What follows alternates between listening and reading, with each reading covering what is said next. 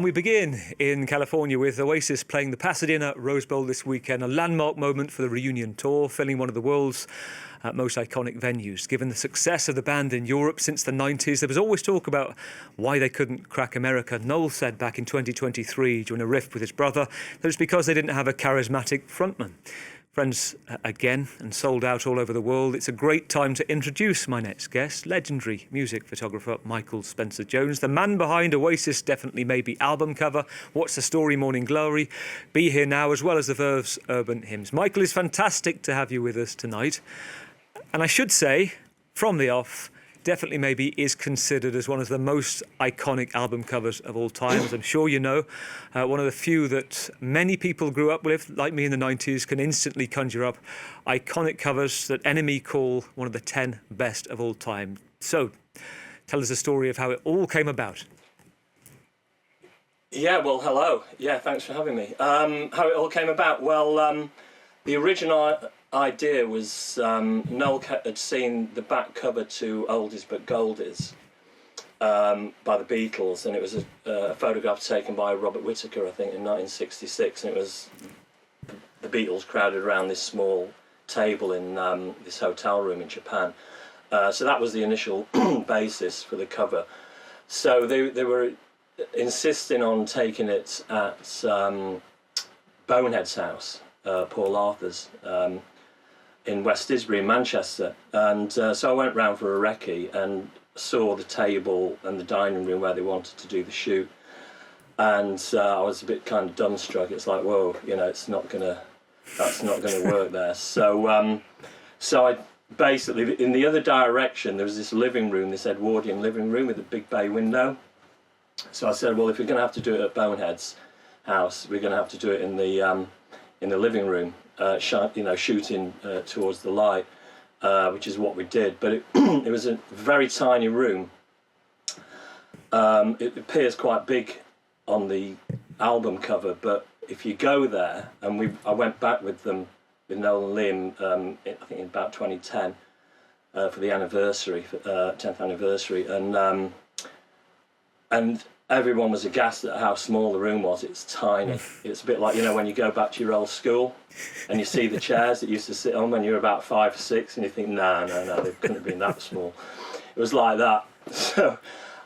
So in order to get everyone in the room, this 5-piece band, I had to put this wide-angle lens on the camera to get everyone in, and then that created this instant problem of this massive floorboards, which, you know, with all these lines. So basically I came up with the idea of getting Liam to lie on the floor just to break up all these distracting lines.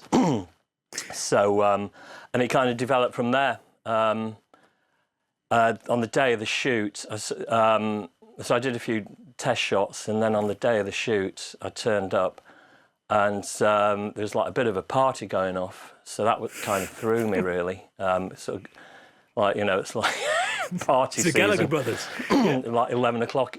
Yeah, 11 o'clock in the morning on a Tuesday. It's like, whoa, what's happening? And so it was awkward because I had to ask all these people to leave, you know, and I didn't want them to sort of take all the energy with them.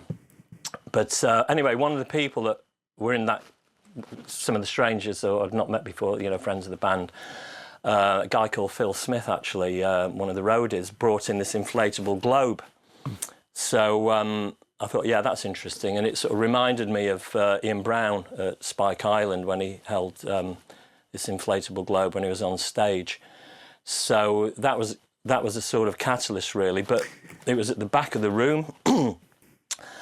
And so I'm about to take pictures, and I'm thinking, you know, what is an inflatable globe doing in someone's living room like that, you know? So I was thinking, does a geography teacher live here or something? And so that's when I came up with the idea of hanging it from the ceiling and spinning it. And it all kind of sort of developed from there. But initially, when I started the shoot, they'd obviously been drinking lager, and, you know, not obviously, but they had been. And so there was all these red striped lager cans in the shot everywhere. They were on the mantelpiece, on the windowsill, on the floorboards.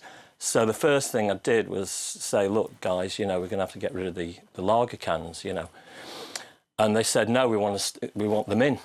So it was a bit of a sort of standoff. So it was, the first few minutes of the shoot were very awkward. They wanted the lager cans in, I wanted the lager cans out. And so I stopped the shoot, basically. And then I explained to them, look, guys, it looks like product placement. It's a James Bond film. When James Bond looks at his watch and then the giant letters, the word, the watch manufacturer appears on the screen. I said, it looks like product placement. And I said, look, if the cans stay, you might as well call the album Red Stripe. At which point they moved them. And then they said, we want a reference to alcohol on the cover. So it's like, well, OK, well, let's have some wine in the shot. So that's where the wine came from. And then we quickly discovered, I said, well, look, wine glasses and wine bottles, they've got more shape than cans. And then we quickly discovered that there was no wine in the property. And I think we discussed about going, buying some. And I said, well, let's use Ribena. It photographs better than real red wine, which is what we did. So we got some Ribena out. And so that glass of wine stationed next to Liam Gallagher's shoulder is not wine. It's Ribena. It's Ribena. One thing that is amazing. How rock and roll is that? Amazing, especially when we know how untrue to form that is. One thing that amazes me, everybody talks about for so long all the little things in the image, from Burt Bacharach, the TV and what's on. And this is a fascinating insight I've heard about you, Michael, if this is true, that you were inspired, I read, by the old Flemish masters. It was true, tell me, the Van Eyck Arnolfini painting of the 1400s, you took inspiration from that, and that's where you worked it in. No, I think that's a little bit of a myth, to be honest. It's an urban legend. I think it's an urban legend. An urban hymn. Yes. I think the only sort of reference to sort of Flemish painting was the fact that, Flemish painters, they used to have when they were doing their still life paintings, they used to have a table laden with fruit and on a table, and in order to break this sort of table edge, the sort of line of the table edge, they'd always have a bunch of grapes hanging off the edge of the table. So the problem with the floorboards, with all these lines, what breaks up the lines in the floorboards? So that's where Liam came in handy, lying on the floor. But I think it's a bit of an urban myth, that the Van Eyck thing. Although it is an interior with a mirror. So I think that's where the similarity And you talked ends. about the globe as well. I know that you mentioned Ian Brown at Spike Island. You also, I think I'm right in saying that you're inspired by David Bowie, and David Bowie at one point with a globe and his use of a globe, he deflated it, and your idea was trying to get on the back cover a deflated globe, but Liam Gallagher said, no, life's too beautiful. Yeah, it's funny. Yeah, so I'm exploring ideas for the back cover, and I'm thinking, wouldn't it be great if the globe was deflated, so you turned the cover over and you've got a world that's probably not in the best of shapes, and it's sort of making, So I suggested that to the band. I said, let's do some shots with the globe deflated. And then Liam Gallagher just sprung to his feet, and he just like, Spencer, the world is a beautiful place. That globe is going to remain fully inflated. So it was like, OK, I'll go with that.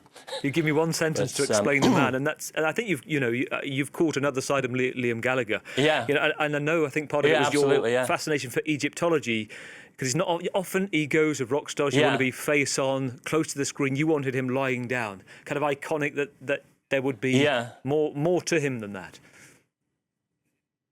Yeah. Well, I just thought, because I'm into surrealism, Dali and Magritte and all those people.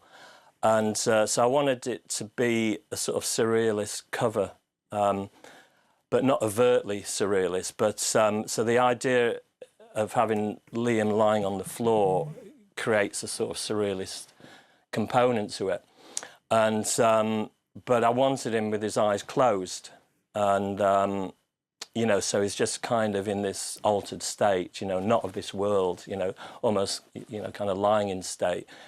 where there's all this stuff happening around him, and he's the sort of main, where the sort of energy's coming from kind of thing. So it was quite subtle. But when I came up with the idea of him lying on the floor, obviously it's a big ask for any, to ask the lead singer of a band to lie on the floor for their debut album cover. And so I was super nervous about asking him. And I knew if he said no, then I was in a lot of trouble, because plan A was him lying on the floor, and plan B was Liam also, was him lying on the floor as well. So there was no plan B. So I'm very grateful that he kind of was up for it. He was okay with it. And he was okay with it, yeah, which is, and the great thing about working with Oasis, they're always open to ideas and stuff like that. So, he said, yeah, I'll do it. So if he'd have said no, then I don't know what I'd have done. And we're seeing... it wouldn't have been the cover that it is, because... No, it wouldn't. And I think I mention it to anyone, whether it's in the office or outside in the street, people know it straight away. And it's also worth saying that you've done some brilliant albums as well, covers for Oasis, including Be Here Now, we just saw as well, and What's the Story, Morning Glory. Yeah. We saw the big Rolls Royce in the swimming pool, The Verve as well, Urban Hymns. So you're known for that. You have legendary status in the industry. Tell me about your life now.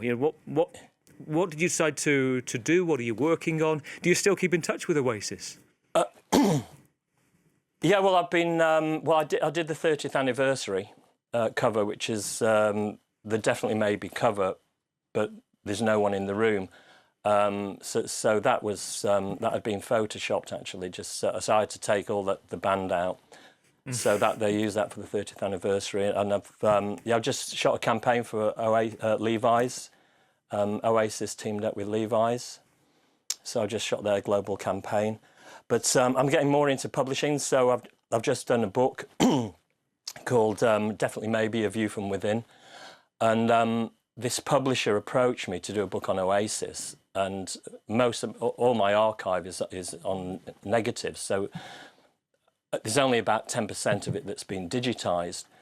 So I was digitising the whole archive, and then so I was starting at the beginning, and I got through 1994, and suddenly realised that, hang about, I've got enough for a book in this first year. It's a really interesting year, 1994, when it all sort of takes off. So I decided to focus on that 1 year, and which is the book, Definitely Maybe, A View from Within.